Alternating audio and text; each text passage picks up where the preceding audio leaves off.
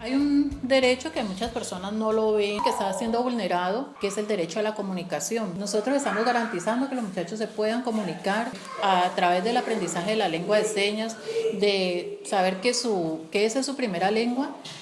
Le estamos garantizando el derecho a la comunicación, que ese es un derecho que, aunque no está escrito, sí es importante que lo tengamos en cuenta, porque eso le permite acceder a muchos otros espacios, a poderse autoafirmarse ellos, a reconocerse, a identificarse como persona sorda.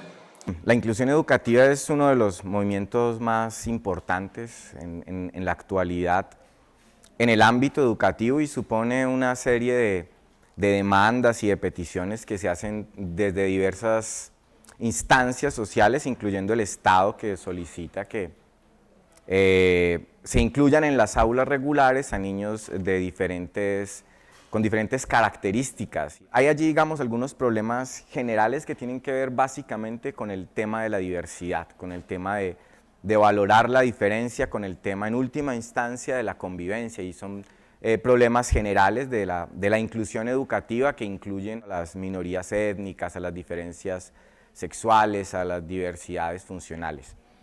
En el caso de los sordos, en particular, que es nuestra temática, aparecen unas cuestiones bien particulares de la población, porque, pues por un lado, digamos, existen unos debates en torno al modelo educativo que se puede implementar para trabajar con esta población, dada su condición de minoría lingüística. Entonces aparece allí el problema de si se trabaja con un modelo oralista, un modelo de lengua de señas, o algunos modelos que incluyen una combinación en diferentes grados de ambas perspectivas. Pero aparece un problema que es, digamos, de los más importantes a mi juicio, y que tiene que ver con el acceso al lenguaje de estos chicos. En nuestro contexto, muchos de los niños sordos provienen de estratos socioeconómicos 1 y 2, y en muchas de estas ocasiones, digamos, los niños no siempre cuentan con los recursos, con el soporte de un entorno que les permita ingresar rápidamente a la educación y acceder a un proceso lingüístico adecuado a las necesidades de un niño. Lo que puede suceder en esos casos es que los chicos pueden tener un acceso tardío al lenguaje, y un acceso tardío al lenguaje puede tener un impacto muy negativo en el desarrollo. Allí, digamos, en estas circunstancias, pues podríamos pensar que hay un riesgo alto de que el desarrollo se vea afectado. Sin embargo, no en todos los niños sucede eso, es decir, algunos niños, en efecto, por las condiciones de su familia, del contexto que les da un soporte adecuado, tienen un ingreso temprano de la educación. En ese caso, entonces, digamos que aparece una situación muy particular, y es que el uso de la lengua de señas, el uso de de este tipo de comunicación puede suponer diferencias cognitivas importantes. Entonces tenemos, digamos, como esos dos extremos. Por un lado, el asunto de la diferencia, una persona que nace sorda, la sordera por sí misma no supone una discapacidad cognitiva, pero supone una diferencia en términos lingüísticos, en términos culturales, si todo sale bien. Si este chico que nace sordo no cuenta con el apoyo adecuado, pues entonces la historia podría ser muy diferente y podría tener implicaciones importantes para el desarrollo cognitivo. Este año nos presentamos a la convocatoria de investigación social participativa del ICBF.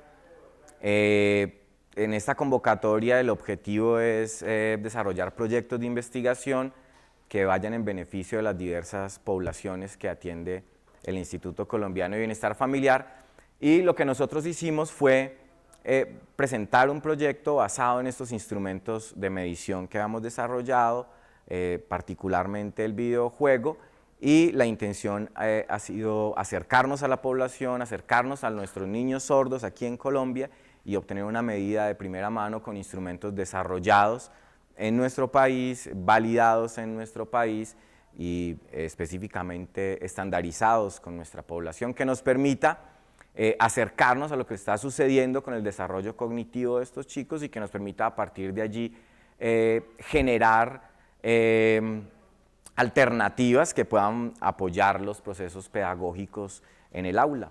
El proyecto tiene como objetivo, en primera instancia, hacer una línea de base del desarrollo cognitivo de los niños sordos en Colombia.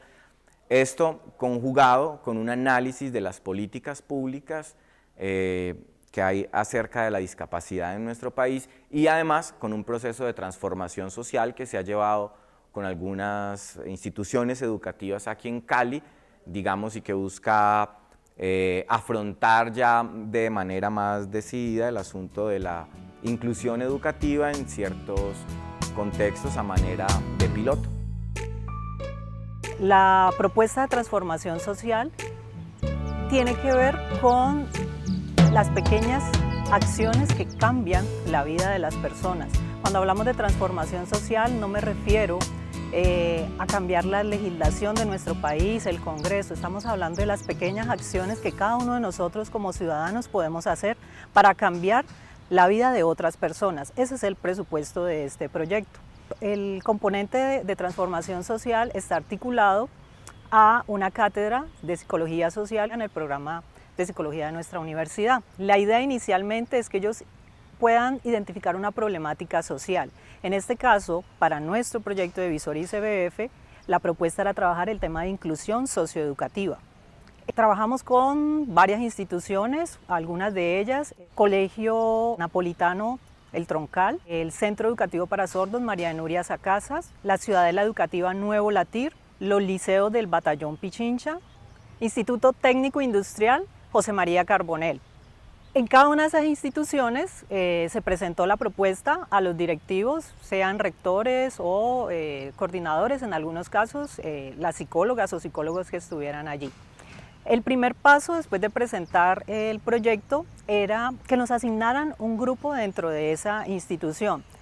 Cabe aclarar que en las instituciones no tenían que haber niños sordos. Básicamente nuestro presupuesto era, si había niños sordos, muy bien, pero pensamos sobre todo en cómo preparar a la población justamente para poder interactuar con estas personas, porque quizás no los conocen, no saben de la existencia de la lengua de señas, de que es otra forma de comunicación, y era una oportunidad de oro para poder mostrarles a los niños de las instituciones educativas la posibilidad que tendrían quizás algún día, no este año, pero el otro o en otro momento, de poder interactuar con esta población.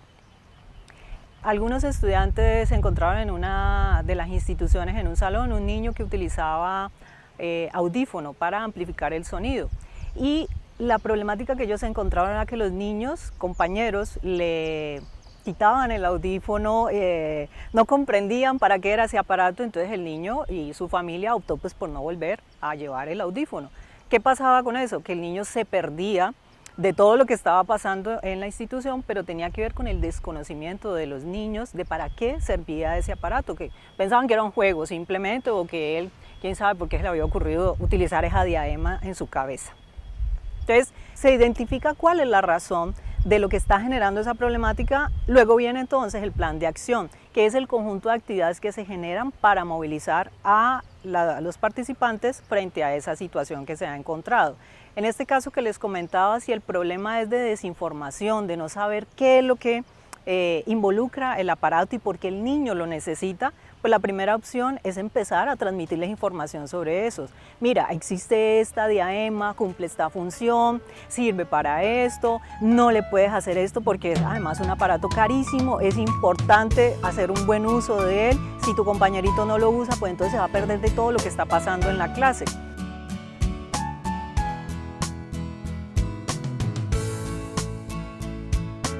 Entonces, las acciones estuvieron dirigidas a poder transmitirles información que les permitiera confrontar esa idea inicial que ellos tenían frente a esa situación como tal.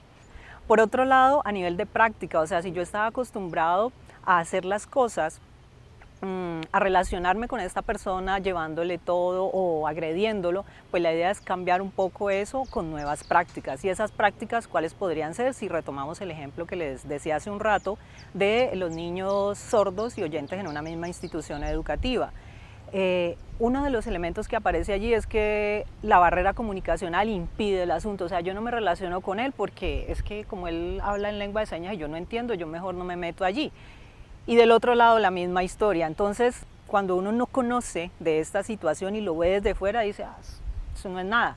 Pero cuando te toca a ti, te transmiten un mensaje en lengua de señas y tú dices, ¿qué fue lo que dijo? Me quedé perdido. Entonces la cosa cambia. Ya me doy cuenta que es que a mi compañero le toca difícil el asunto. Ahora como que le voy a prestar un poquito más de atención. La transformación social está en nuestras manos.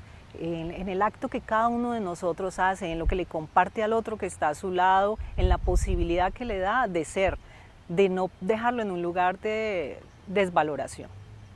En el laboratorio de psicología de la Universidad de San Buenaventura, hace un tiempo estamos preocupados por estos problemas del desarrollo de los niños sordos. Esto nos ha llevado en primera instancia a hacer una revisión de los instrumentos adecuados para la evaluación cognitiva. Cuando empezamos a trabajar con la población, muchas de las demandas que se nos hacían era que pudiéramos llevar a cabo procesos de evaluación del desarrollo y más específicamente evaluación cognitiva de los niños que forman parte de las instituciones con las que hemos estado trabajando aquí en Cali. Y pues de entrada tuvimos el inconveniente que muchos de nuestros colegas han tenido en la práctica, y es cómo evaluamos el desarrollo de un niño sordo cuando todos los instrumentos están diseñados para niños oyentes. En ese caso entonces nos dimos a la tarea de crear una herramienta, una batería a la que hemos llamado Sonar, que es una batería específica para evaluación del desarrollo cognitivo de niños sordos, de niños ciegos también, y nos dimos ya entonces la tarea con este instrumento de acercarnos a las particularidades del desarrollo de los niños sordos en nuestro contexto. Adicionalmente hemos venido trabajando en el desarrollo de un concepto de herramientas que hemos llamado herramientas psicométricas embebidas en videojuegos, y que consisten en un cierto tipo de pruebas psicométricas que operan desde el interior de un videojuego y que por tanto permiten un acceso a la mente de los niños, digamos, mucho más contextualizada, mucho más fluida, sin toda la carga que supone un proceso de evaluación formal y que supone un más alto desempeño.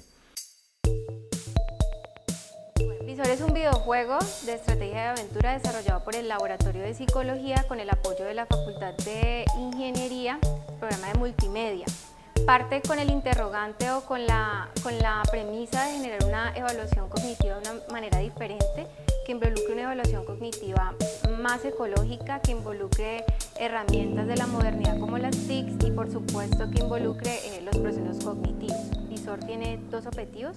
El primero de ellos es favorecer la inclusión socioeducativa de niños sordos. Esto supone un aporte para la educación y por supuesto para los procesos de inclusión que se están desarrollando actualmente en torno a esta población. Uno de los obstáculos para favorecer la inclusión socioeducativa es el asunto de la barrera comunicacional que existe entre la población sorda y los sujetos oyentes. Le hago referencia a las dificultades que existen entre el intercambio social entre ambas poblaciones. Esto pues dado que tanto las personas oyentes como las personas sordas utilizan un sistema de comunicación diferente. Entonces el primer objetivo del videojuego es favorecer la inclusión socioeducativa de niños sordos.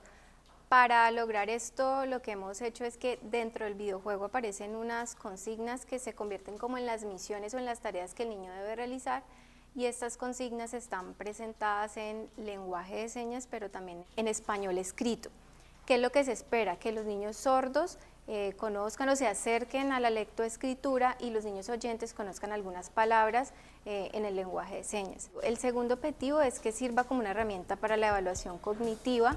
Para ello se diseñaron unas tareas que en el escenario del videojuego se transforman en misiones y que son sensibles a recoger información sobre algunos procesos cognitivos a través de ciertos indicadores.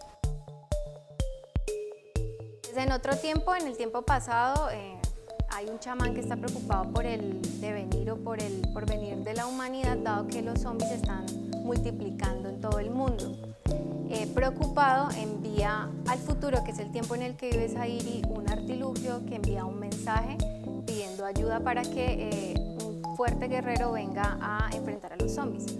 ¿Por qué los zombies? Bueno, elegimos los zombies porque los zombies son una metáfora de la intolerancia, del irrespeto a la diversidad, dado que pues, los zombies han sido despojados del lenguaje de humanidad, pero además están en la búsqueda de convertir a otros humanos en zombies para que todos terminen actuando de la misma manera.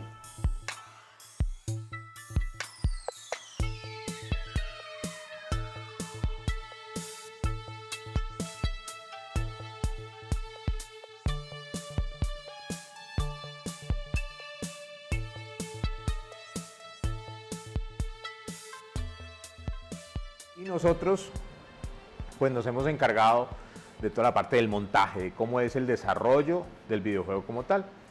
Entendiendo que este videojuego tiene 3 fases de producción, en donde yo me he encargado específicamente de la primera, que es la parte de diseño, de arte conceptual y de su relación con el guión, con la idea que forjamos inicialmente con el profesor César Mejía, y también de esa conexión, de ese arte, de todas estas imágenes, de las animaciones, etcétera, con la parte de ingeniería, del montaje, de la conexión con el software, con el motor de videojuego.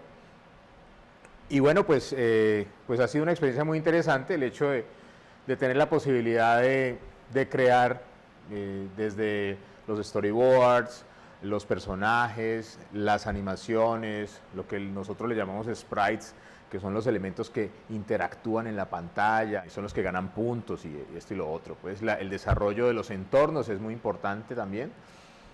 Y aplicar todos esos conceptos que nosotros manejamos acá desde el programa, desde las materias de dibujo, desde las materias de animación, de las materias de composición y de diseño, pues ha sido muy interesante, ha sido muy bueno ver cómo este instrumento pues ha causado muy buen impacto dentro de la población a la que ha sido dirigido. Y bueno, en eso estamos. Esta es como una primera fase. La intención es continuar con ese desarrollo, con nuevos espacios, con nuevos entornos, con nuevos personajes, y en eso vamos. Fue muy chévere ver cómo se hacía ese proceso de creación del personaje. Inicialmente realizamos algo que era como un Indiana Jones de 12 años, pero bueno, después con el trabajo en grupo, con el trabajo en equipo, nos dimos cuenta que había que hacerlo más criollo. Entonces nos basamos, por ejemplo, en jugadores de fútbol. Yo no sé mucho de fútbol, pero este jugador que tiene el pelo así, desordenado, cuadrado, nos basamos en Cuadrado para hacer el personaje. Después teníamos que meterle pues como la ropa que tuviera accesorios que utilizan los muchachos, por lo menos del Valle del Cauca. Lo pensamos muy pacífico. Después de haber hecho pues varias propuestas, entonces llegamos a Zairi, pues también como que enriquece nuestra experiencia desde acá, desde el programa de Ingeniería Multimedia, y esa relación interdisciplinar no solamente, digamos, con el diseño, con la ingeniería, pero también con la psicología, con la estadística, pues también ha sido muy bueno. Se trata de hacerlo mejor y la intención precisamente es eso, sensibilizar al resto de gente a través de estas herramientas y de estos instrumentos. Entonces, también por ahí ha sido muy de mucho crecimiento esta experiencia.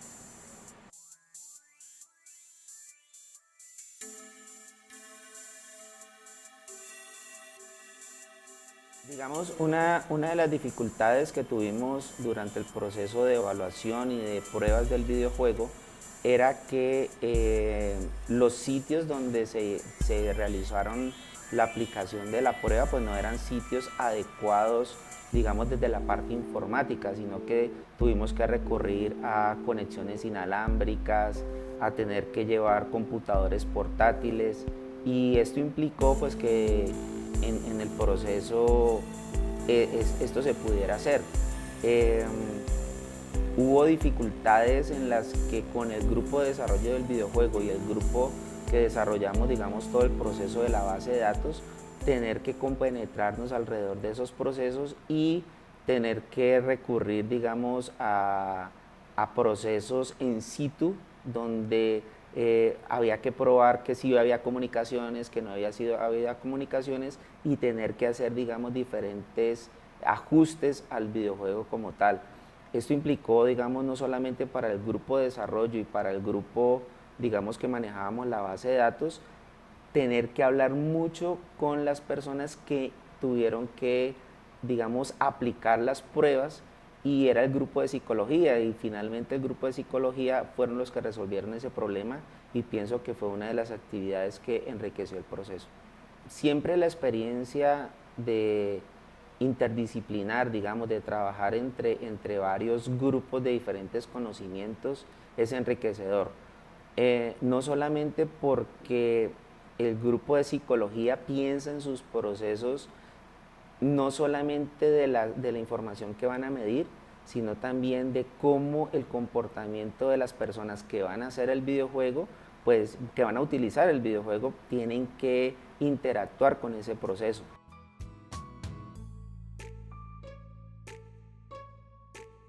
Sonar es una batería de evaluación cognitiva creada para evaluar los procesos cognitivos de los niños sordos.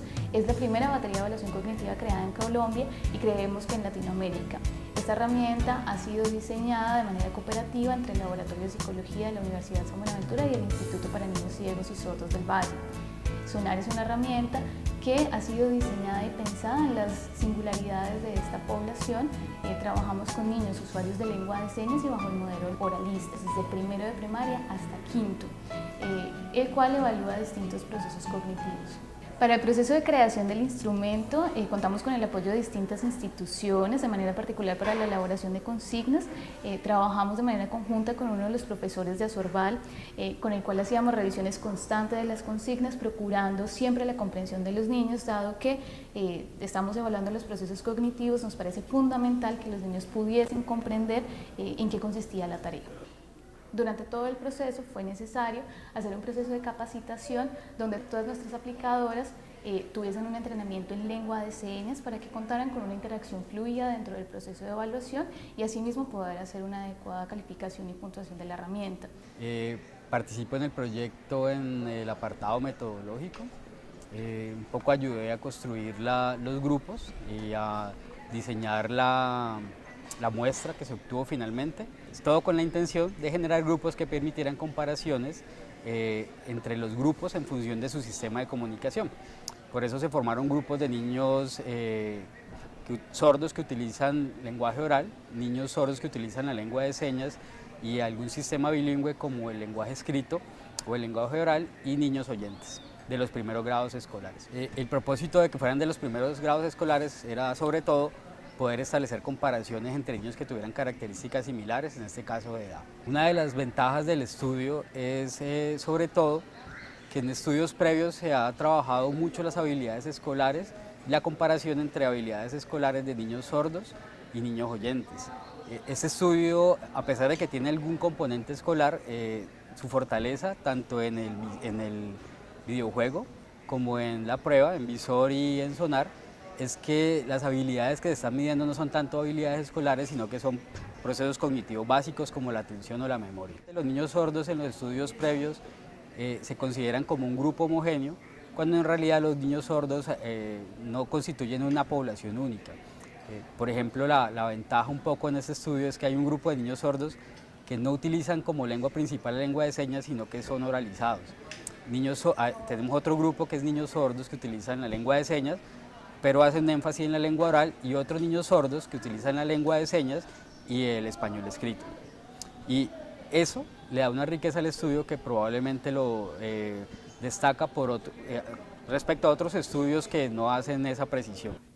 De manera general podemos decir que hemos contado con la cooperación y con el apoyo de las instituciones participantes. En total, en las 4 ciudades tuvimos la participación de 8 instituciones con niños no oyentes y una institución con niños oyentes. En total participaron 294 niños, incluyendo los niños oyentes.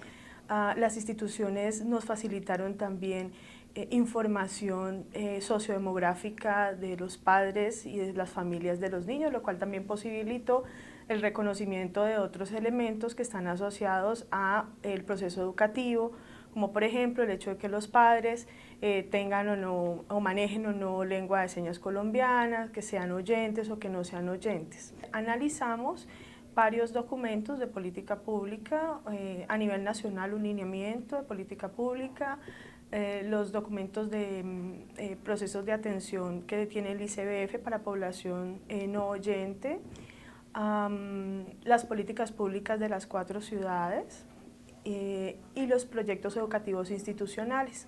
Algunos de los ajustes, por ejemplo, sugeridos se refieren a hacer una revisión de los tiempos que el Instituto Colombiano de Bienestar Familiar ofrece en términos de servicios a los niños no oyentes en las instituciones educativas, generalmente van de 3 a 6 meses, considerando que los procesos educativos de los niños no se resuelven ni en 3 ni en 6 meses.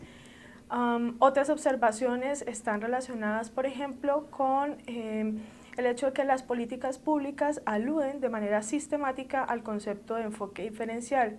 Sin embargo, uno puede notar que no hay una contextualización y caracterización particular de las poblaciones no oyentes, sino que se incluyen dentro de población con discapacidad de manera general. Y eso entra allí en una inconsistencia porque no permite enfocar precisamente las acciones dirigidas pues de manera directa, perdón la redundancia, hacia las necesidades de los niños. El tercer elemento es el rol de la familia. Si bien en algunas políticas públicas, sobre todo en la de la ciudad capital y en otra ciudad, que en este momento recuerdo creo que es Cali, aparece precisamente la familia mencionada, lo cierto es que no hay una definición específica de cuáles son sus acciones en torno al fortalecimiento de los procesos educativos e incluyentes de los niños en las instituciones educativas. Sería necesario entonces pensarse desde el punto de vista de la corresponsabilidad social que el Sistema Nacional de Bienestar Familiar y el ICBF se estableció como uno de los marcos de referencia a partir de la Ley 1098 de Infancia y Adolescencia, que se piense definitivamente cuál va a ser el rol de los padres de familia en el proceso educativo. Más del 80% de los niños sordos evaluados tenían una pérdida profunda o severa, bilateral, y el momento de la pérdida de la mayoría de los niños, este 80% aproximadamente, fue una pérdida prelocutiva. Esto quiere decir que la pérdida sucede antes de que el niño pueda aprender a hablar. Es más o menos hasta los 2 años que se considera prelocutiva. Listo. El 70% de los casos la pérdida era neurosensorial. El 87% de los niños evaluados pertenece a los estratos 1 y 2. Esto confirma las cifras del censo del DANE en el 2005, que son las que aparecen oficialmente hasta ahora. Una posible explicación para eso tendría relación con los factores de riesgo que están asociados al embarazo, al parto o a enfermedades como la meningitis, que se pueden derivar en la sordera, situaciones que se intensifican en poblaciones vulnerables pues, de este tipo de estratos.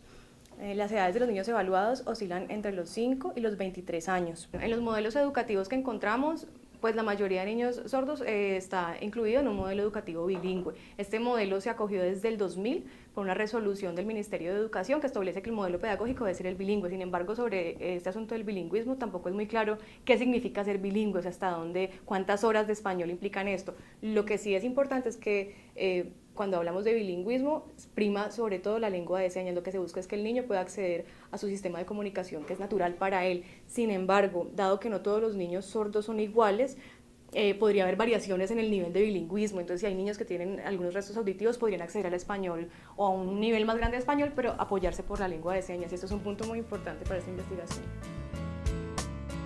El 80% de los niños y niñas que participaron en la aplicación del videojuego son usuarios del modelo bilingüe bicultural, que es el establecido por el Ministerio de Educación para dar prioridad a la lengua de señas como primera lengua y el español escrito como segunda lengua. En caso de que se pudiera hacer otro tipo de comunicación, sería una tercera opción según este modelo. La experiencia que tuvimos en la aplicación del videojuego fue, pues, de alguna manera podemos evidenciar cómo se cambia la disposición de los niños y las niñas en el momento de enfrentarse con la pantalla de la computadora. A pesar de que algunos de ellos no tenían mucha experiencia en el uso de las herramientas informáticas, del mouse, de cómo cerrar o abrir la pantalla, podían hacer rápidamente como un clic con la aplicación y podían generar aprendizajes a partir de eso. Tenemos que desplegar unas herramientas como sociedad más fuertes, más enérgicas para tratar de controlar dos cosas. Primero que todo, los aspectos médicos asociados a la sordera como tal, que pueden tener implicaciones muy fuertes en los niños en su época perinatal. Y segundo, el acceso a la educación. Es fundamental que nuestros niños sordos ingresen tempranamente, sean identificados, diagnosticados y puedan ingresar a la escuela en sus primeros años de vida. Digamos que todo el trabajo que estamos haciendo en términos de la inclusión, que el Estado despliega, el ICBF despliega para ofrecerle la inclusión socioeducativa a los niños sordos, tendría que ser algo recíproco, tendría que ser también que la comunidad sorda establezca diálogos con su comunidad cercana, y la comunidad cercana es la comunidad en español, y en última instancia es la posibilidad de acceso a la educación, es decir, sin lectoescritura no hay universidad posible, es decir, hacer una universidad sin un buen nivel de alfabetización resulta a todas luces muy difícil. Algo que me sorprendió es que encontramos en algunas instituciones que están combinando, partiendo de un modelo de lengua de señas, lo complementan con algunos elementos del modelo oral. Y lo que más nos ha sorprendido es que pareciera ser que muchos de estos niños que tienen esa combinación de lengua de señas más un apoyo de la lengua oral tienen unos desempeños más altos en lectoescritura. Probablemente porque este componente oral del español les facilita el proceso que llaman de conciencia fonológica. El punto aquí, digamos, es que independiente del modelo o de la perspectiva pedagógica que la institución asuma, consideramos que estos debates radicales entre el oralismo y la lengua de señas, pues tal vez habría que revisarlos y, en definitiva, me parece a mí que es una de las grandes conclusiones a las que hemos llegado y a la que llegan muchos investigadores alrededor del mundo, es que necesitamos que nuestros niños sordos aprendan a leer y escribir.